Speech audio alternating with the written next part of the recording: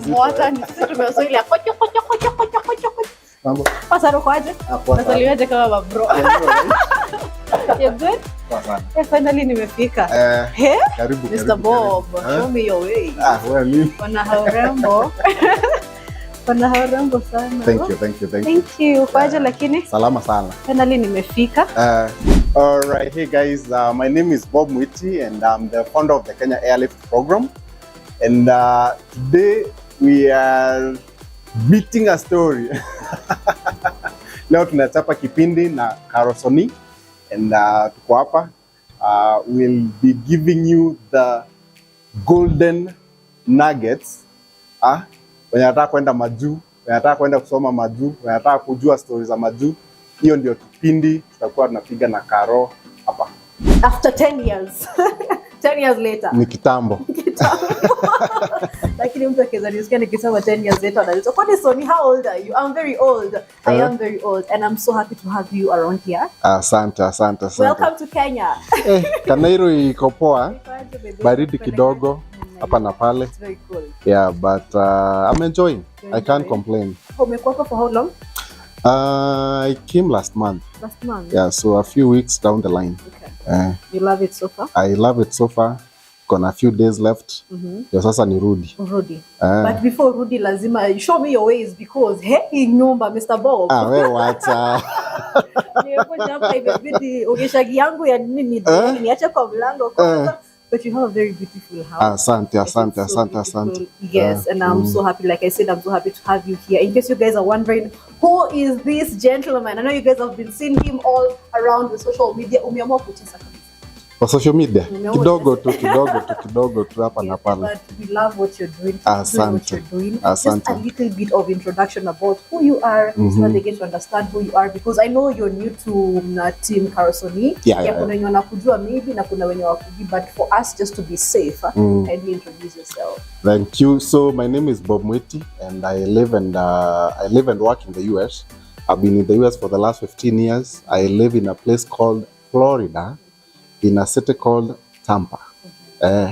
So I've been there. I went there as a student.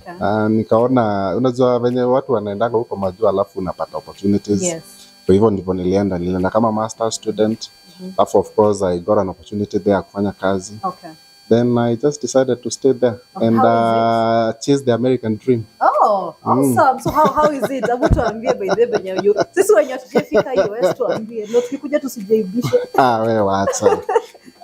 America, it's good. I mean, of course, it's quite different from what we have here. For example, kama unaenda huko kama shule huko, it's something else. Okay. Yeah, the experience is quite different because you get to interact with a lot of international students. Kama venye nilienda sasa, so you get to interact with a lot of international students and all that. Of course, na watu wa huko, the locals. Yeah, but apart from that, ukienda huko, the first thing that you have to really worry about is the weather. The weather. Because kunaweza kuwa na baridi sana. So mtu asma kidogo. Yeah, inadepend na kwenye unaenda. For example, kama sisi sasa kwenye tunakuanga, I live in Florida. Okay. So Florida is it's a very warm state. Okay. Si kama kwingine, but ukienda kama place, for example, mimi nilienda place inaitwa Pennsylvania. Huko ndio nienda shule. Okay. So that place can be very, very cold. Huko ni karibu na New York, Washington DC, Maryland, those sites karibu na Canada. Okay. It's very cold. Very cold. Yeah, but sasa where I live in Florida, it's very warm. Ni kama Mombasa sasa ya huko. I'm at Dar es Salaam. I think the farthest I've gone is Dar es Salaam. I know people are wondering, why do I have Mr. Bob on my YouTube channel? You guys are going to understand why in a few, because umenipatia pressure mkaniambia Karosoni unafaa kufanya journalism. Nikasema mimi sababu masomo sipendi but napenda kuongea sana. Like, you know what, let me just look for Mr. Bob because guys, Mr. Bob is the founder and the MD of anatuambia the name venye ameibadilisha, but currently it is known as remind me, Kenyan Airlift program. The Kenya Airlift program, that's how it's been known now. Yes, that is how it's been known. I know you guys have come across that name, but it's going to tell us more about it. And yeah, now you actually getting to know Mbona Niwe Mwita hapa. So tell us about Kenya Airlift program and How umekuwa hapo for how long? So I run a program inaitwa the Kenya Airlift program. We've been in existence since 2018. Actually 6 years. Wow. Okay. 6 years. And basically what we do is we help bright students from Africa, from Kenya, to get the opportunities to kusoma huko majuu. Okay. Our market is primarily the US. Okay. And we basically take students wenye wanataka kwenda kufanya masters kusoma. So what we do is unajua kusoma huko it's very very expensive. Yes. You basically need about maybe 5 million at least kusoma. Kusoma? Yes. Milioni 5 kusoma. 5. Tano, yeah. So you can imagine sasa if you need 5 million kusoma huko, how many people have that kind of money? Yeah, not very many, right? Yeah, so basically what we do in the program, we finance the students so that they don't really have to worry about the 5 million and they can be able to study there. Okay. So you don't have to have like a rich dad ama mbaba fulani ya kutafutia 5 million. Yeah, so we can just be able to finance you. Okay. Also part of what we do is because also your process ya kwenda also requires money. Yeah, for example today you made a decision unataka kwenda kusoma USA, hiyo process ya kutoka hapa mpaka ufike also requires money in terms of air tickets, visa fees, what to apply shule kwenye utakaa, medicals, all those things. Also we finance that. Yeah. So basically we are an education financing scheme.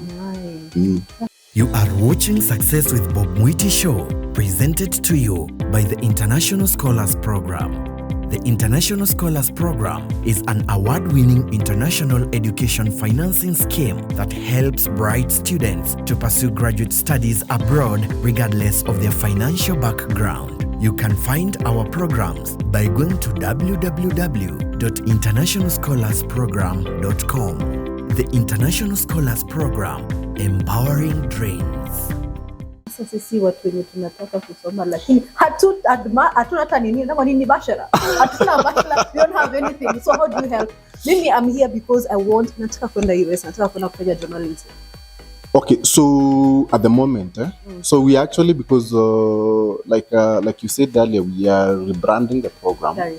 We are moving away from the Kenya Airlift program to International Scholars Program. Okay. And of course, with the new changes, also, who knows, we could also start even taking wetu wanataka kwenda kufanya bachelors.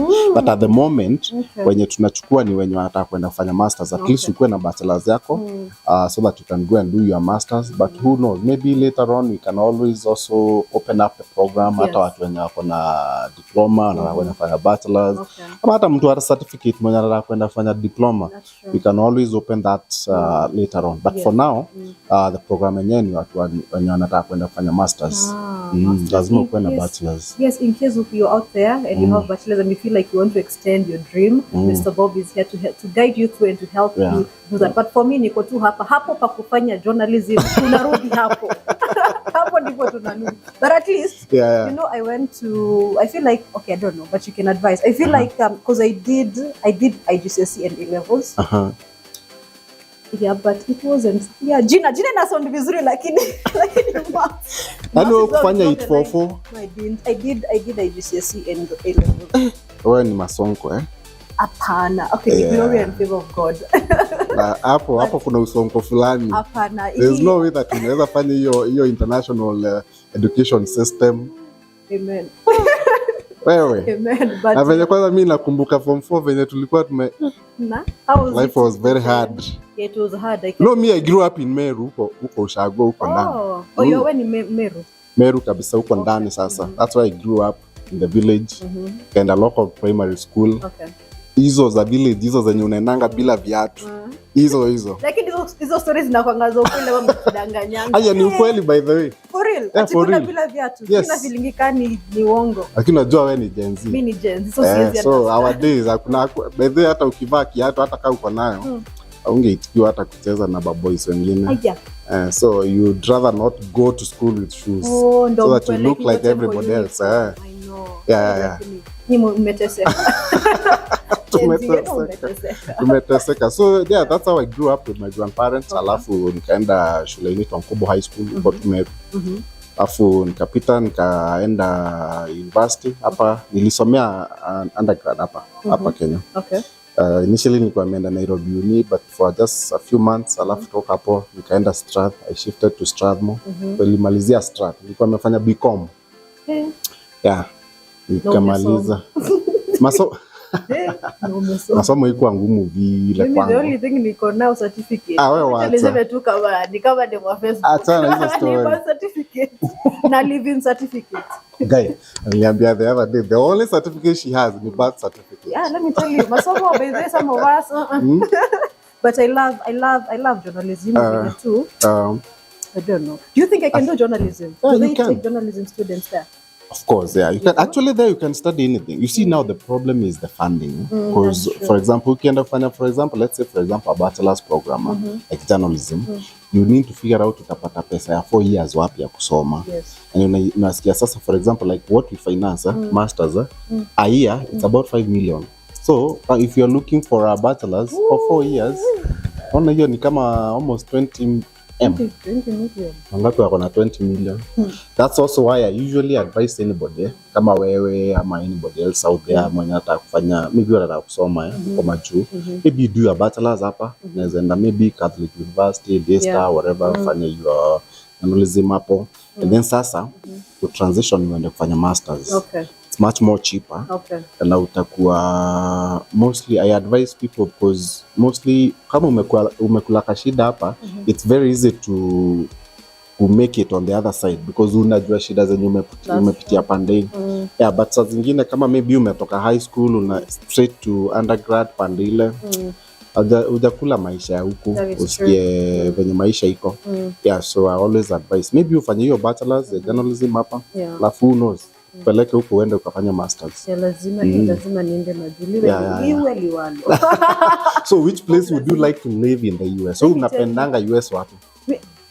Nimesota ni wapi? Mimi bora nitoke Kenya. Hata ukinipeleka US Minnesota huko ni kwa Kisii. Kwani wewe ni Mkisii? Mimi si Mkisii. Leo si Mkisii. Ni venye tu hiyo ndo nimejua. Hiyo ndio nimejua. Na Florida from you. Florida, Ni mambo za Kenya najua like. Minnesota actually, yeah, there's a lot of Kisiis there. Oh, they are? Yeah, very very big community of Kisiis and also big community wa Somali. Unajua hata huko Minnesota walivotia mtu wao akaingia kwa Congress. For real? There's a lady Msomali, hata alikuwa refugee huku Kenya. Na akaenda US na wakanini because there's so many of them Somalis in Minnesota. Okay. Ni kama MP sasa. Huko, Wow. It's possible. So yeah, Minnesota, utaki New York? Unakaa mtu wa kupenda New York. Juu ya nini? Huko ni what's with New York? Najua hiyo ya youngsters, you know what, my youngsters wanapenda New York because New York iko na vibe. Kuna kama vibe. Nairobi. Unajua ukisema sasa Minnesota ni kama umeenda huko. Ni kama nimeenda Meru ama Lakini Florida ni poa. It's good. Yeah, Florida where we live, it's a very nice place. It's pretty much like Mombasa by the way. Okay. Very much like Mombasa. The weather is really good. Uko tu ni beach. So if you really love beach beach life, very slow life, Florida is the place to be. Na tuko huko. Nataka kufanya nini? Nataka kuja huko ni visit. I just see the kwanza hata visit by the you know you can always come and visit. Yes, I just want to visit. Unajua kama sasa tuko huko, we can always even give you like inaitangwa hati ile unaandikia mtu sijui invitation or something like that and then you can come on vacation. No, I'd love to do that. Just learn and so that nianze kujiprepare pia mentally how my life will be. I know some people are asking themselves, umeshanilipia school fees for 4 years, that's over like 20 million. How do I repay you? Or how nafaa kulipaje? Yeah, so like I said, yes, we do finance the students, but we one of the reasons why we really want students when wanaenda kufanya masters because hatutaki hiyo kufinance ikuwe too long because ukienda bachelors hiyo 4 years hatuwezi ngoja kama uko na pesa yetu. So we take the masters because mtu wa masters anaweza maliza masters within a year ama at max maybe 2 years, but averagely about 18 months umemaliza. So what we do is we finance you that then unalipa baadaye. So the way our financing model works, hiyo pesa ya kusoma, hiyo ya tuition and living expenses, which is the biggest chunk ya this whole process. Yeah. That one we use our lending partners in the US. Okay. Pretty much like a bank that gives us the money and then tuna facilitate and unaweza kusoma. So that one you pay 6 months after you graduate for the next 10 years. Nasikia? You pay, who pays? You sasa unaanza kurepay. Oh, kurepay. Yeah, to repay your loan. Oh. 6 months after you graduate, Okay. for the next 10 years utakuwa unalipa. Yeah, okay. utakuwa unalipa for the next 10 years. 10 years, Also hii process ya kwenda, because nilikwambia hata hii process ya kwenda also we finance it. That one we finance it directly through our company. Okay. So that one you pay us within 2 years. Ukienda huko 6 months after umeenda naanza kulipa for the next 10 years. I mean for the next 2 years. Lakini hiyo ni pesa kidogo. It's usually, hii pesa ya kurelocate is usually about $5,000. So si pesa mingi. So how much is that? So that's around 700,000 to 800,000 depending on the exchange rate. Okay, it's supposed to be paid within 2 years, yeah? Within 2 years. Hii ya kurelocate hapa. Alafu ingine ya kusoma, which is the biggest amount, ni ya 10 years. Ya 10 years. So ni kama HELB. Actually pretty much like HELB, but now a private one. So HELB sasa ni ya Java. So this is a more or less like a private nini yenye ina finance students. Okay. Wow. You have been watching Success with Bob Mwiti Show, brought to you by the International Scholars Program. Come back again next time to learn concepts, tools, strategies, and resources on the path of becoming a successful international student abroad through real-life experiences. Be sure to subscribe to the International Scholars Program on YouTube and follow us on Facebook, X, Instagram, TikTok, and LinkedIn.